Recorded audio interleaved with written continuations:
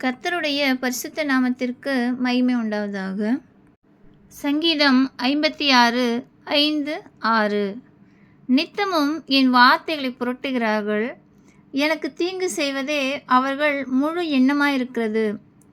அவர்கள் ஏகமாய் கூடி பதிவிருக்கிறார்கள், என் பிராணனை வாங்க விரும்பி என் காலடிகளை தொடர்ந்து வருகிறார்கள். அருமையான கர்த்தருடைய பிள்ளைகளே, இது போன்ற ஜனங்கள் உங்கள் வாழ்க்கையிலும் இருக்கிறார்களா? நீங்கள் கர்த்தரை நம்புங்கள். கர்த்தர் உங்களுடைய அலைச்சல்களை அறிந்திருக்கிறார். உங்கள் கண்ணீரை அவர் துருத்தியில் வைத்திருக்கிறார். அவைகளெல்லாம் அவருடைய கணக்கில் இருக்கிறது. நீங்கள் அவரை நோக்கி கூப்பிடும் நாளில் உங்கள் சத்துருக்கள் பின்னிட்டு திரும்புவார்கள். தேவன் உங்கள் பட்சத்தில் இருக்கிறார் என்பதை நீங்கள் அறிந்து கொள்ளுவீர்கள்.